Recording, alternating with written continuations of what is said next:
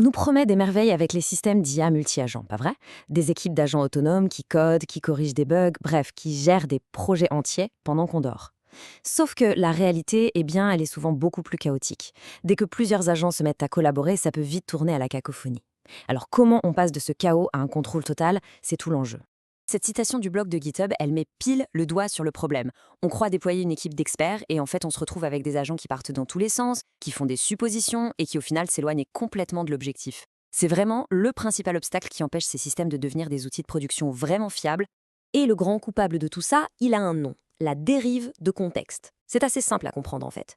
Imaginez une très très longue conversation. À la fin, on a un peu oublié de quoi on parlait au début.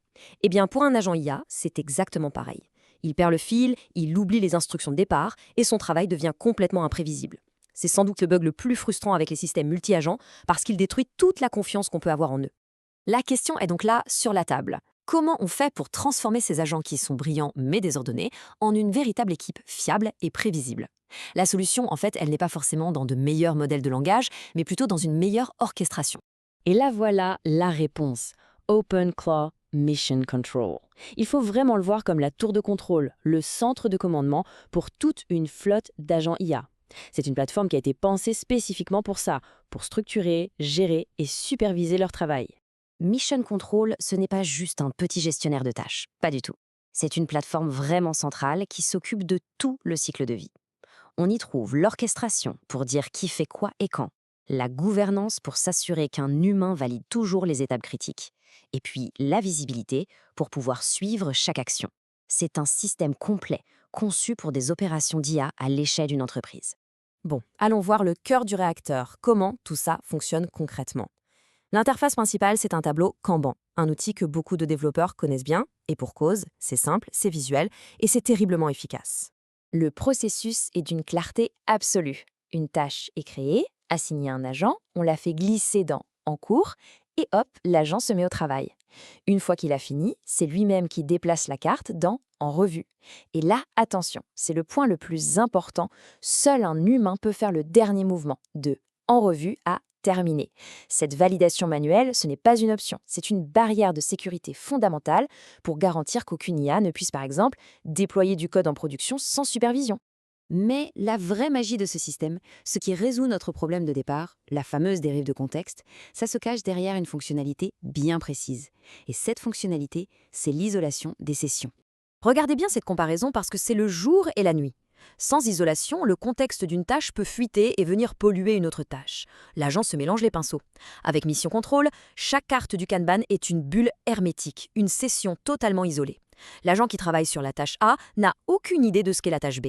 Du coup, il reste 100% concentré, la conversation reste cohérente du début à la fin, et la dérive de contexte, elle disparaît. C'est un vrai changement de paradigme.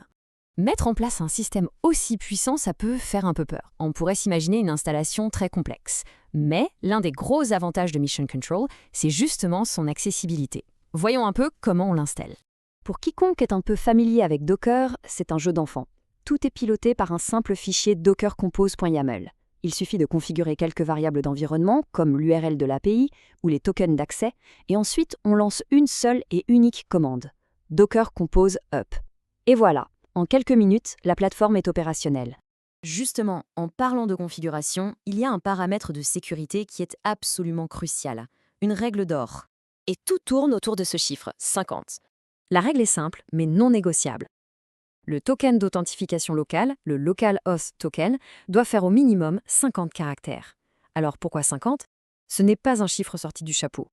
C'est une mesure de sécurité de base, une sorte de garde-fou pour s'assurer que le centre de contrôle est protégé par un mot de passe qui est, dans les faits, impossible à deviner ou à forcer. Le contrôle, ça ne se limite pas à l'orchestration des tâches. Pour un usage professionnel, en entreprise, il est vital de pouvoir savoir à tout moment qui a fait quoi et quand. C'est ce qu'on appelle l'auditabilité. Et c'est là que le flux d'activité en direct entre en jeu. Il enregistre absolument tout. Chaque tâche créée, chaque message de l'agent, chaque validation humaine. On passe d'une boîte noire, complètement opaque, à un système en vert, totalement transparent. Ça rend le débugage beaucoup plus rapide et surtout, ça permet de retracer chaque décision. C'est fondamental pour la responsabilité et la conformité. Finalement, ce qui change, c'est toute la philosophie. Avec un outil comme Mission Control, on arrête de voir les agents comme des sortes d'assistants de chat un peu capricieux et imprévisibles. On commence à les traiter pour ce qu'ils devraient être, des composants logiciels fiables, prévisibles et parfaitement intégrés dans un processus de production solide et sécurisé.